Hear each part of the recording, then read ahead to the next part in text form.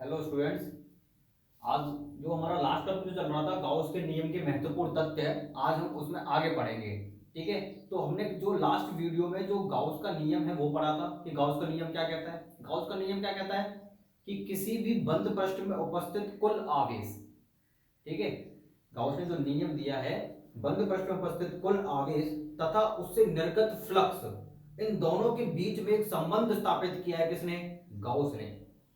और फिर उन्होंने बताया कि किसी भी बंद पृष्ठ से जो निर्गत फ्लक्स होता है या गुजरने वाला जो फ्लक्स होता है वह उस पृष्ठ में उपस्थित कुल आवेश तथा उस आवेश के 1/ε0 के गुणा के बराबर होता है।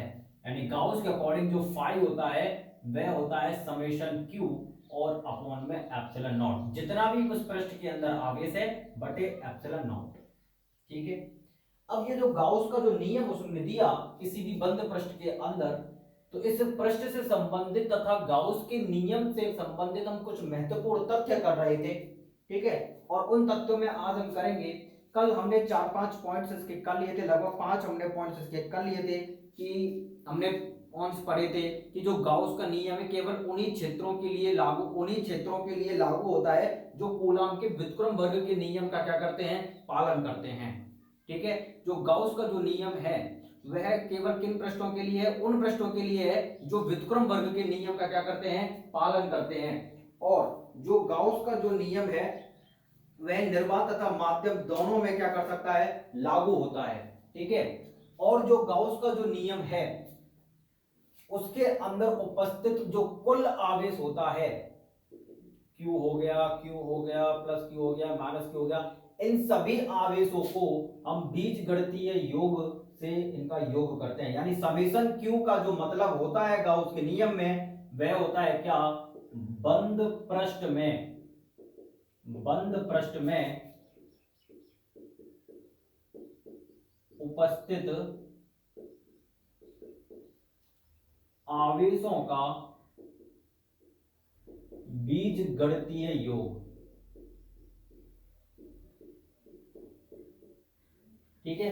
जो भी आवेश इसके अंदर उपस्थित हैं, तो गाउस के नियम में जो आपका फाई बराबर sigma Q upon epsilon not है, तो इसमें जो समेशन क्यू है, इस समेशन क्यू का मतलब क्या है कि सभी आवेशों का बीजगणितीय योग। ठीक है। इस पॉइंट को आपको क्या करके रखना है, याद करके रखना है। ठीक है। अगर आप इसका मतलब ही नहीं समझेंगे कि बंद पृष्ठ में उपस्थित जो कुल आवेश उसको जोड़ना कैसे है, तो फिर गाउस का नियम लगाएंगे कैसे? क्योंकि जो गाउस का जो नियम है उसमें क्या है कि जो आवेश लिया जाता है वह टोटल आवेश लिया जाता है। ठीक है। Plus Q plus Q plus Q, 3Q, और एक है किसका, माइनस का। ठीक है। तो ये क्या हो गया, 3Q और माइनस के Q बराबर कितना बचेगा, 2Q। ठीक है। ऐसे हमको क्या करना है, इनका योग करना होता है। ठीक है। और अगर कोई आवेश है तो आवेशों से विद्युत क्षेत्र होगा। अगर इन आवेशों से निर्गत जो विद्युत फ्लक्स हमें ज्ञात करना है, जो विद्युत क्षेत्र रेखाएं गुजरेंगी, उनके लिए आवश्यक है कि ये आवेश किसी ना किसी बंद पृष्ठ के अंदर उपस्थित हो। अगर पृष्ठ बंद नहीं होगा तो गाउस का नियम नहीं लगेगा। इतनी बात आपको ध्यान में रखनी है। अगर गाउस का नियम लगाना है तो एक पृष्ठ होना चाहिए आपके पास में, उस पृष्ठ के अंदर क्या होना चाहिए, आवेश होना चाहिए, तो गाउस का नियम लग सकता है, अदरवाइज गाउस का नियम नहीं लगेगा। ठीक है। तो जो जो पृष्ठ आप मानते हो अपनी तरफ से कि हाँ ये ऐसा कोई पृष्ठ है जिसके अंदर आवेश उपस्थित हैं, तो हम गाउस का जो नियम लगाते हैं। तो इस पृष्ठ की जो आपको कल्पना हम जो करते हैं, इसके लिए आपको क्या करना है, आपको एक उपयुक्त पृष्ठ का चुनाव करना है। वो पृष्ठ बेलनाकार हो सकता है, गोलाकार हो सकता है, या किसी भी आकृति का हो सकता है। ठीक है। फिर उसके बाद हमने देखा था कि जो आवेश जो होता है किसी भी पृष्ठ के अंदर वह पृष्ठ की आकार या आकृति के ऊपर निर्भर नहीं करता। ठीक है। चाहे आवेश आपका वृत्ताकार के अंदर हो, चाहे आवेश आपके त्रिभुजाकार के अंदर हो, या वर्गाकार के अंदर हो, या फिर किसी अन्य आकृति के अंदर हो, इन सभी से जो फ्लक्स निकलेगा वह कितना होगा, बस summation Q upon epsilon not. अगर यहाँ पे सिर्फ एक ही क्यू है तो आप यहाँ पे लिख सकते हो क्या, क्यू अपॉन एप्सिलॉन नॉट। इसका भी क्या निकल कर आएगा, क्यू अपॉन एप्सिलॉन नॉट। इसका भी क्या निकल कर आएगा, क्यू अपॉन एप्सिलॉन नॉट। और इसका भी क्या निकल कर आएगा, phi equals to q upon epsilon naught. आपका आवेश कैसे भी पृष्ठ के अंदर हो, किसी भी पृष्ठ के अंदर हो, उन सभी पृष्ठों से जो निर्गत विद्युत फ्लक्स होगा वो सेम होगा। मतलब क्या है कि आवेश किस पृष्ठ के अंदर है इस बात के ऊपर निर्भर नहीं करता, निर्भर इस बात के ऊपर करता है कि आवेश अंदर है या नहीं। ठीक है, तो आपको इन बातों का क्या करना है, ध्यान में रखना है। अगर इन बातों को अगर आप ध्यान में नहीं रखोगे तो गड़बड़ हो सकती है।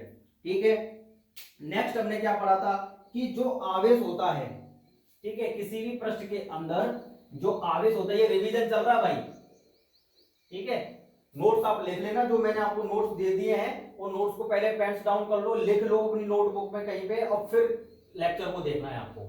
ठीक है, नोट्स जरूरी है आपके पास में होना, कि अगर मान लो आवेश की स्थिति पर क्या नहीं करता, फ्लक्स का मान निर्भर नहीं करता। ठीक है, तो देखो कैसे कि अगर आवेश चाहे आपका इस जगह पर हो या आवेश आपका इस जगह पर हो, ठीक है, या आपका आवेश इस पृष्ठ में यहां कहीं हो, ठीक है, इन तीनों स्थितियों से निर्गत जो फ्लक्स होगा वह सेम ही होगा। क्योंकि कहानी क्या कहती है, फ्लक्स की कहानी ये कहती है गाउस के अकॉर्डिंग कि पृष्ठ के अंदर अगर आवेश है तो ये होगा।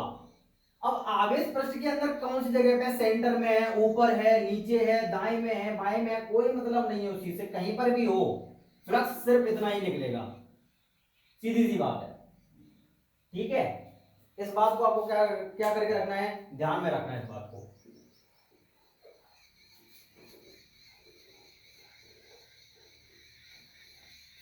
नेक्स्ट पॉइंट अगर हम करते हैं, यहां तक तो कल हमने देख लिया था। ठीक है, अब अपना नेक्स्ट पॉइंट करते हैं, मान लो छठवां पॉइंट है। छठवां पॉइंट क्या कहता है आपसे कि जो गाउस का जो नियम है, गाउस के नियम में जो निर्गत विद्युत फ्लक्स होता है फाई, ठीक है, वह पृष्ठ के अंदर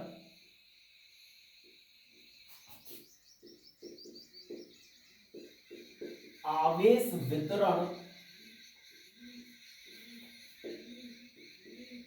पर निर्भर नहीं करता। ठीक है, आवेश वितरण पर क्या नहीं करता, निर्भर नहीं करता। जैसे फॉर एग्जांपल के लिए मान लो कि आपके पास में एक त्रिभुज है और इस त्रिभुज के अंदर आवेश है Q/2 और Q/2, ये दोनों पॉजिटिव हैं। तो इससे जो निर्गत फ्लक्स होगा तो कैसे निकालेंगे, तो पहले तो इनका टोटल आवेश निकालो कितना है, तो समेशन Q आपके पास में क्या आएगा, Q/2 प्लस Q/2, और ये बराबर हो जाएगा Q/2 को जोड़ोगे तो आंसर आएगा क्या, समेशन Q बराबर Q। तो फाई बराबर कितना आएगा इसका, समेशन Q/ε0 मतलब Q/ε0। ठीक है, अगर आवेशों के वितरण से क्या मतलब है कि अगर आवेश किसी वर्गाकार के अंदर है, मान लो कोई और पृष्ठ है या मान लो त्रिभुजाकार है, अगर ये इस तरीके से हो Q/2 Q/4 Q/2 माइनस के Q/4, देखो यहां पे सिर्फ दो आवेश है, यहां पे चार आवेश है। ठीक है, तो आवेश वितरण क्या हो गया, अलग अलग हो गया। बट जब आप समेशन करोगे इनका तो अब क्या निकालोगे, इनको जोड़ोगे आप, तो जोड़ोगे तो Q/2 plus Q/2 plus Q/4 और माइनस के Q/4, तो प्लस के Q/4 से माइनस के Q/4 कैंसिल आउट हो जाएगा, तो आपका जो समेशन Q निकलेगा वह कितना निकल कर आएगा, इन दोनों की वजह से तो निकल कर आएगा, और ये आएगा कितना Q, समेशन Q कितना आ रहा है, ये फाई बराबर क्या होता है, समेशन Q/ε0, तो ये बराबर हो जाएगा Q/ε0, दोनों सेम हैं, ये देख लो। तो अगर जो कुल आवेश है, कुल आवेश कितना है Q, इस Q को आप किस तरीके से वितरित कर रहे हो पृष्ठ के अंदर, इस बात के ऊपर निर्भर नहीं करता, बस निर्भर इतना करता है कि जो टोटल आवेश है, कुल आवेश है, वह समान होना चाहिए। इस पृष्ठ पर दो आवेश हैं, इस पृष्ठ पर चार आवेश हैं, पर जो टोटल जो आवेश है दोनों पृष्ठों के अंदर वह सेम है। यहां पर भी Q आवेश है और इधर भी समेशन Q में Q आवेश है। जब दोनों पृष्ठों में आवेश समान है तो जो फ्लक्स होगा वह भी क्या होगा, सेम होगा दोनों कंडीशन में, ये कहना चाह रहा है। ठीक है, तो कोई भी आवेश दिया गया कोई फर्क नहीं पड़ता, बस जो टोटल कुल आवेश है वह सेम होना चाहिए। मतलब जोड़ घटा वगैरह कर करा के कुल मिला के जो आवेश आना चाहिए वो सेम होगा किसी भी पृष्ठ के अंदर में, तो सभी पृष्ठों से निर्गत फ्लक्स क्या होगा, सेम होगा। क्वांटिटी क्या होगी, सेम होगी। ठीक है, अरे सीधी सी बात है, आपके पास में 10 रुपए हैं या आपके पास में एक एक के सिक्के हो 10 या दो दो के सिक्के हो 5 या 5 के दो सिक्के हो, रुपए तो 10 ही रहेंगे। क्वांटिटी अगर सिक्कों की बढ़ा दी तो इसका मतलब ये थोड़ी 10 से 20 रुपए हो जाएंगे, वो ऐसा तो नहीं होगा ना। अगर एक एक के सिक्के 10 है तो टोटल करोगे तब भी 10 आएगा, 5 5 के दो सिक्कों को जोड़ोगे तब भी 10 ही रुपए हैं, और दो दो रुपए को जोड़ोगे 5 सिक्कों को तब भी 10 रुपए ही हैं। रुपए तो उतने ही है ना, रुपए तो नहीं बदल रहे। ठीक है, तो ये अपन को सीख के रखना है। ठीक है,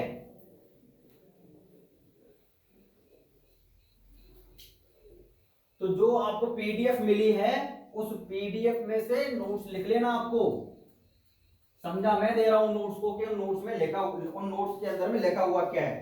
ठीक है, नेक्स्ट देखते हैं कि नेक्स्ट क्या कहता है। ये शायद 7वां नंबर का है।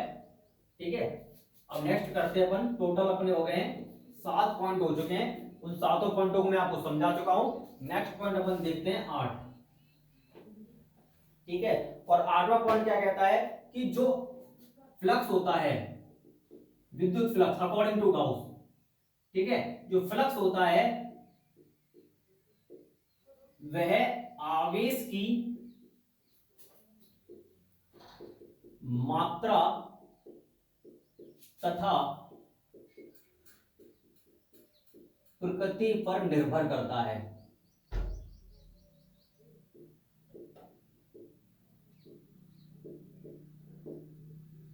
ठीक है, किस किस पर निर्भर कर रहा है, आवेश की मात्रा तथा प्रकृति पर निर्भर करता है। जरा देखो कैसे, कि भाई मात्रा का मतलब है कि आवेश का मान। अगर यहां पे 2q आवेश है और 5q आवेश है, ठीक है, और एक जगह पर आवेश क्या हो गया, ये हो गया 3q और ये हो गया यहां पे क्या 6q माइनस का, क्या दोनों केसेस में जो फ्लक्स आ रहा है क्या वो सेम आ रहा है? जरा ध्यान से देखो, जो समेशन क्यू करेंगे हम दोनों पृष्ठों से, उन दोनों पृष्ठों के केसेस में जो हमारा समेशन क्यू यानी जो कुल आवेश है क्या वो सेम है? और फाई बराबर हमने पढ़ा है summation Q upon epsilon not, यानी कुल आवेश बटे में क्या है एप्सिलॉन नॉट। तो यहां का जो कुल आवेश है बेटा 5 और 2 दोनों प्लस प्लस के हैं, तो ये हो गया 7q। ठीक है, या q से अगर कंफ्यूजन हो रहा है तो आप इसको e कर लो, 2e 5e। ठीक है, e की वैल्यू पुट कर देंगे अगर जरूरत पड़ेगी तो। ठीक है, तो 5e यहां पर है, 2e यहां पर है, टोटल कितना हो गया आपके पास है 7e। ठीक है, अगर आप इन दोनों को जोड़ोगे तो यहां पे जो आपको टोटल आवेश मिलेगा वह कितना हो जाएगा, 6 में से अगर 3 जाएगा तो आपके पास बचेगा कितना 3e। ठीक है, अगर q से समझना चाहो तो यहाँ पे होगा 7q और यहाँ पे क्या होगा माइनस के 3q। तो दोनों केसेस में आवेश तो अलग अलग है ना, यहाँ पे 7 है और यहाँ पे 3 है, वो भी माइनस का। तो आवेश की मात्रा दोनों में अलग है, आवेश की प्रकृति अलग है, तो फ्लक्स का मान यहाँ पे चेंज होगा कि नहीं होगा?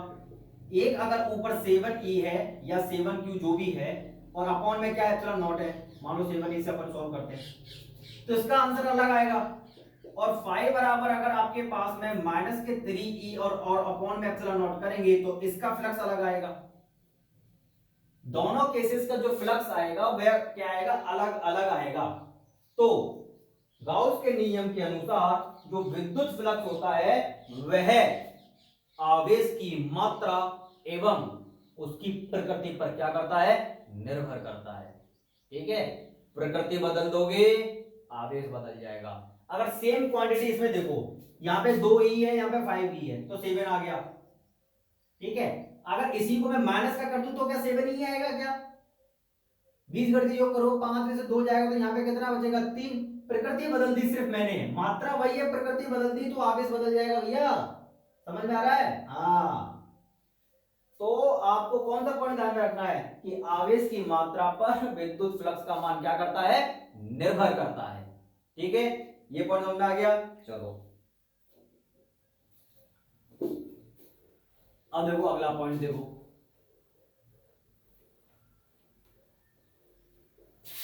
अगर आवेश पृष्ठ के अंदर है, किसके अंदर है, पृष्ठ के अंदर है, मान लो ये आपके पास में कोई पृष्ठ है और इस पृष्ठ के अंदर Q आवेश रखा हुआ है। अगर ये Q आवेश पृष्ठ, ध्यान से शब्दों को सुनना है, अगर ये Q आवेश इस पृष्ठ के अंदर, इस पृष्ठ के अंदर क्या कर रहा है, गति कर रहा है, यदि आवेश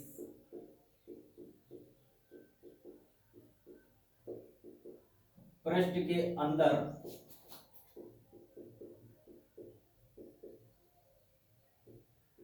या ऐसे कर लो, आवेश पृष्ठ के अंदर गतिशील हो या स्थिर अवस्था में हो,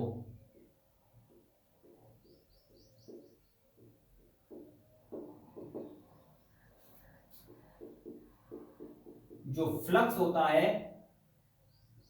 उसमें नो चेंज आता है, मतलब कोई प्रभाव नहीं पड़ता इस बात का। चाहे तो आवेश गतिशील अवस्था में हो या स्थिर अवस्था में हो, फ्लक्स में क्या नहीं होता, परिवर्तन नहीं होता, फ्लक्स उतना ही रहेगा। अरे आवेश मान लो इधर गति कर रहा है, इधर गति कर रहा है, यहां गति कर रहा है, यहां से वो यहां पे आ गया, मान लो ये आ गया, यहां से हट गया, तो रहेगा तो पृष्ठ के अंदर ही, पृष्ठ से बाहर नहीं जाना चाहिए बस। पृष्ठ के अगर अंदर वो गतिमान अवस्था में है तब भी तो हमारा टोटल जो आवेश होगा वो क्यू ही होगा। तो जब आवेश हमारे पास में वही है, चाहे वो गति कर रहा हो या स्थिर अवस्था में हो, तो जब हम फ्लक्स निकालेंगे फाई बराबर summation Q upon epsilon not, तो ये आएगा तो इतना ही ना। हमें तो सिर्फ पृष्ठ के अंदर आवेश देखना है, मुद्दा सिर्फ इतना है कि आवेश पृष्ठ के अंदर है या नहीं है, चाहे वो गति कर रहा हो या स्थिर अवस्था हो, हमें नहीं देखने का मतलब है। हमें तो सिर्फ इतना देखना है कि पृष्ठ के अंदर है तो हमारा फ्लक्स इतना होगा, साम दाम दंड भेद होगा तो मतलब होगा, कोई इफ नहीं और कोई बट नहीं। ठीक है, ये पॉइंट समझ में आ गया। अच्छा, अब यहां पे एक चीज समझो कि गाउस का जो नियम है वो इतना महत्वपूर्ण क्यों है। देखो, जो कूलाम का जो नियम है,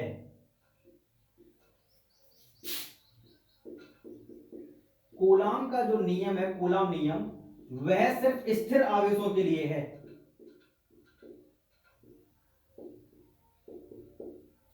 स्थिर आवेशों के लिए सत्य है। क्यों? क्योंकि मान लो एक क्यू आवेश यहां पर है और एक क्यू आवेश यहां पर है, ये Q1 और ये Q2 है, तो हमने पढ़ा था कि अगर दो स्थिर आवेश एक दूसरे से r दूरी पर हो तो जो F निकल कर आता है वह आता है k Q1 Q2 और अपॉन में r स्क्वायर। अगर इनकी गति हो रही है आपस में आगे पीछे तो ये r बदलेगा कि नहीं बदलेगा? सोचो, ये r बदल जाएगा नहीं बदल जाएगा? r बदलेगा, दोनों के बीच में अगर गति होगी तो r कंटिन्यूअसली चेंज होगा, तो ये जो लगने वाला जो बल है वो चेंज होगा कि नहीं होगा? अगर विद्युत बल चेंज हो रहा है तो विद्युत क्षेत्र भी अलग अलग निकलेगा। क्यों? क्योंकि ये गति कर रहा है तो विद्युत क्षेत्र भी तो आगे पीछे जाएगा। ठीक है, तो जो कूलाम का जो नियम है वह सिर्फ किसके लिए सत्य है? स्थिर आवेशों के लिए। आवेश अगर अपनी जगह पे स्थिर है तो कूलाम का नियम सत्य है, बट जो गाउस का नियम है, आवेश चाहे गतिमान अवस्था में हो या स्थिर अवस्था में हो, दोनों के लिए सत्य है। ठीक है, हम देखो अभी आगे ना गाउस के नियम की व्युत्पत्ति करेंगे कूलाम के नियम से, और आप कूलाम के नियम से गाउस के नियम की भी क्या कर सकते हो? व्युत्पत्ति कर सकते हो, दोनों केस कर सकते हो आपस में।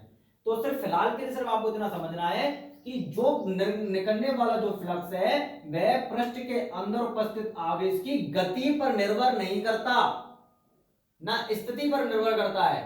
बस आवेश अंदर है तो फ्लक्स निकलेगा, अदरवाइज कोई दिक्कत नहीं है हमको। अपन का सिर्फ एक ही कॉन्सेप्ट है, आवेश। आवेश कहां पर है?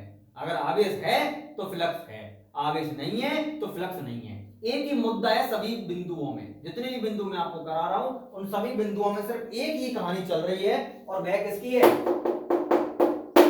इस आवेश की। ठीक है, चलो।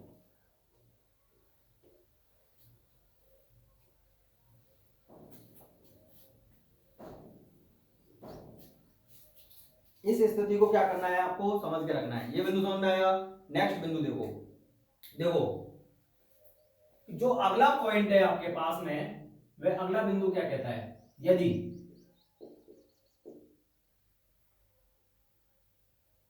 यदि किसी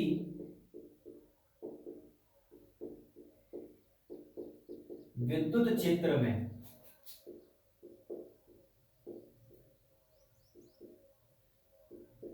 कोई बंद पृष्ठ उपस्थित है,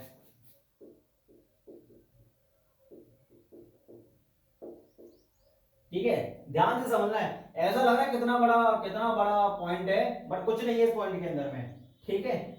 बस मुद्दा ध्यान रखना आवेश को, कोई बंद पृष्ठ उपस्थित है,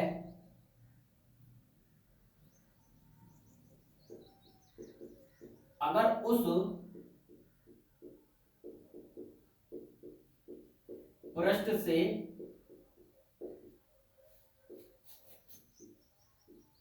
परिबद्ध कुल आवेश शून्य है, तो 1 मिनट में आंसर आना चाहिए। तो फ्लक्स बराबर क्या होगा, सीधी सी बात, जल्दी से।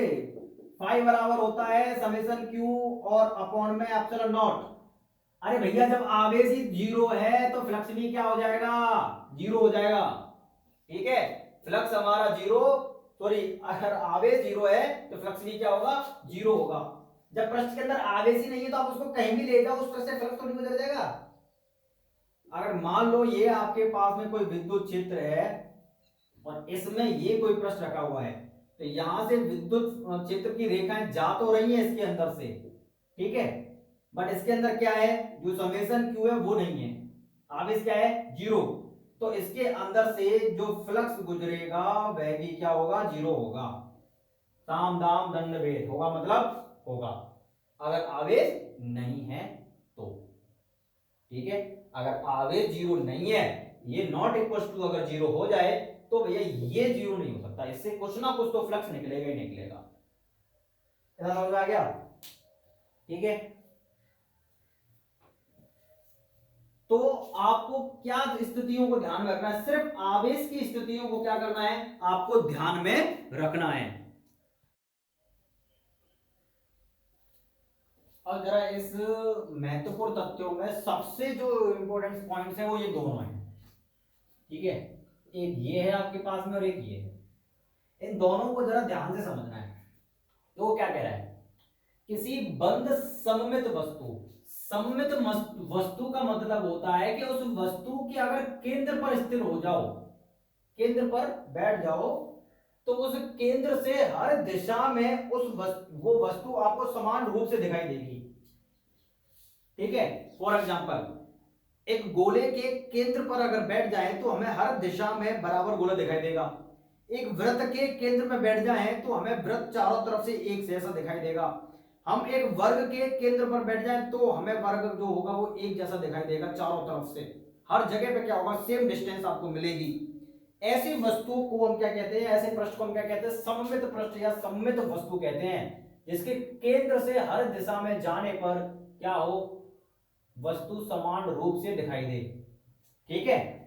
तो ऐसी वस्तु के केंद्र पर आवेश क्यों स्थित हो तो उसके आधे पृष्ठ से गुजरने वाला विद्युत फ्लक्स कितना होगा, उसका मान कितना होगा, कि देखो भैया अगर मान लो ये आपके पास में गोला है, ये इसका केंद्र बिंदु है और इस केंद्र बिंदु पर उपस्थित है आवेश क्यू, तो इस आवेश के कारण इसकी हर दिशा में क्या निकलेगा, विद्युत क्षेत्र निकलेगा या हम कहें फ्लक्स निकलेगा इसके पूरे से। और अगर हम इसको क्या कहें कि जो फ्लक्स इसके अंदर से निकल रहा है किसकी वजह से, जो आवेश केंद्र पर स्थित है,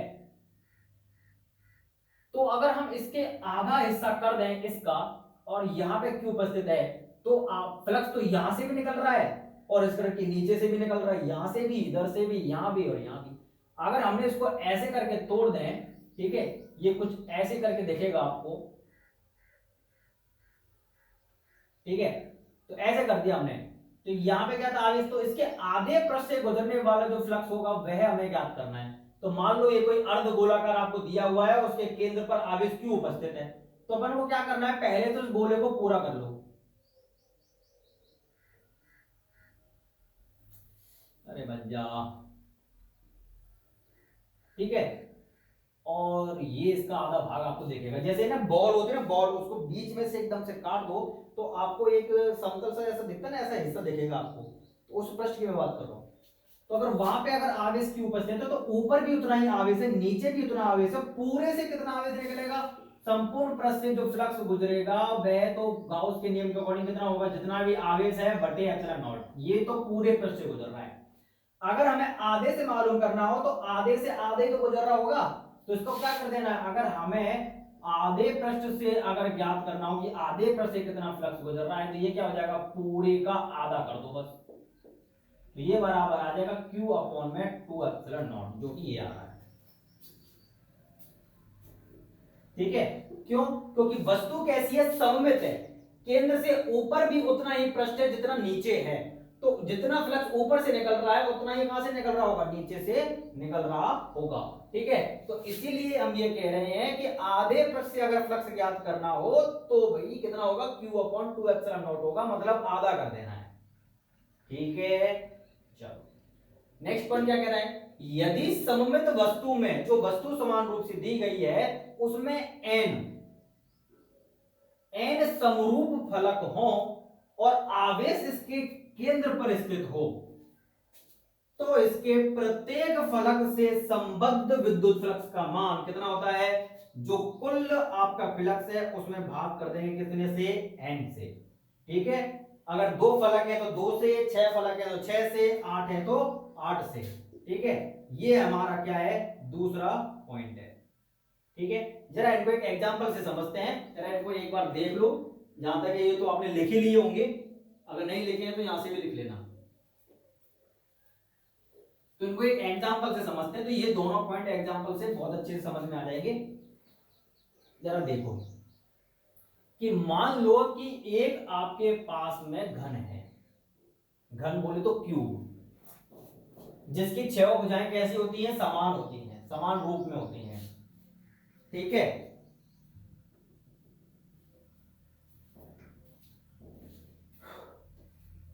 तो एक घन बनाते हैं अपन यहां पे, ये हमने घन बनाया हुआ है।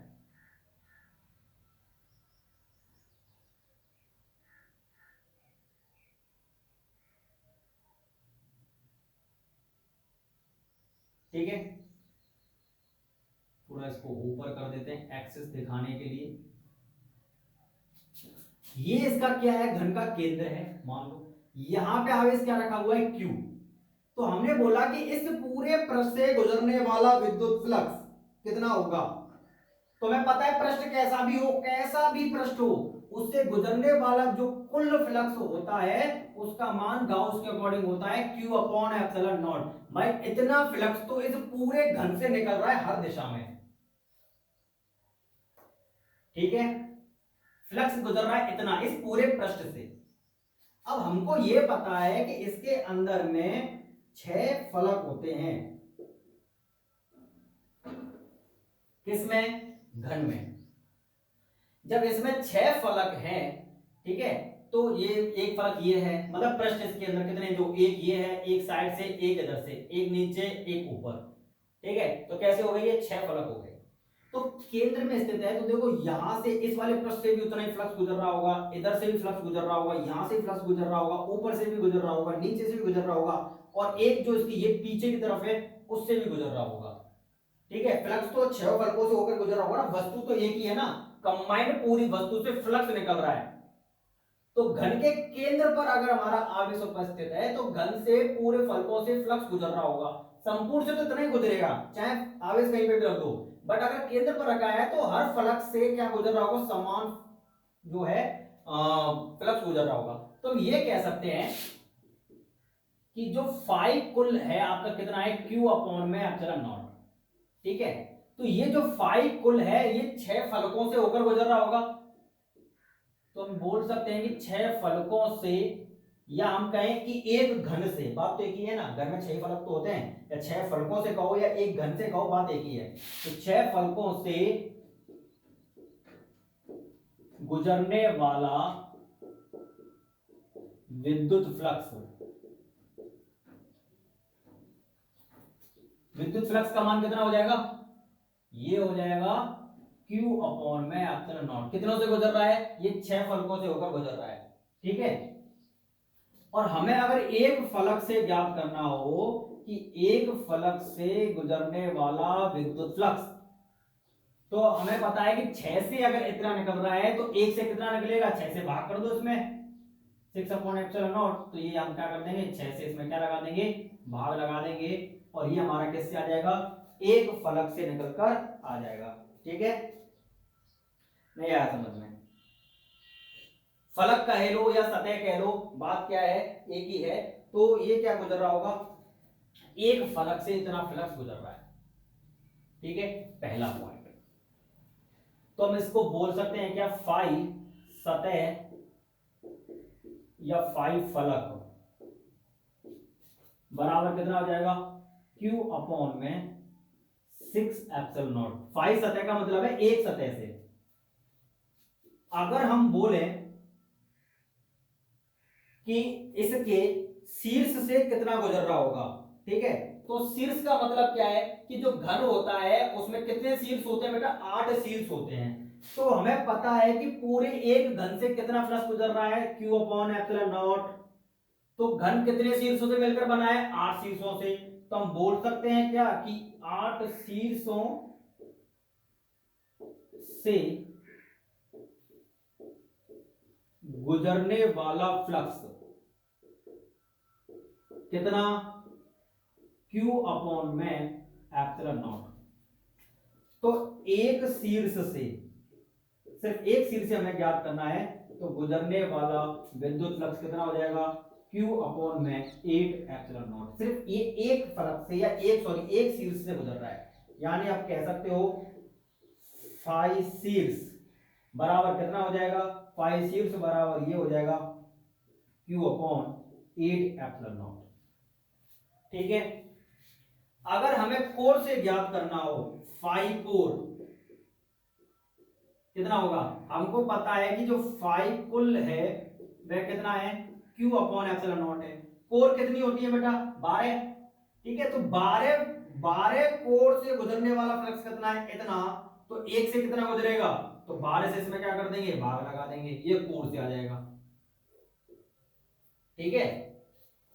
मतलब अगर ये कुल हो गया पहला, ये सतह का हो गया दूसरा, शीर्ष से हो गया तीसरा, तो आप इसको बोल सकते हो चौथा, ठीक है। तो आज इतना ही रखते हैं अपन, ठीक है। इसका एक दो एग्जांपल और हैं, वो हम कल देखते हैं, बाकी का अपन यहां तक रखते हैं। तो ये गाउस के जो नियम है, गाउस का जो महत्वपूर्ण तथ्य है वो खत्म हो चुके हैं, ठीक है। कल थोड़ा सा बचा हुआ 2-4 मिनट का, वो और अपन कर लेंगे, ठीक है। फिर उसके बाद अपन शुरू करेंगे गाउस के नियम के अनुप्रयोग, ठीक है।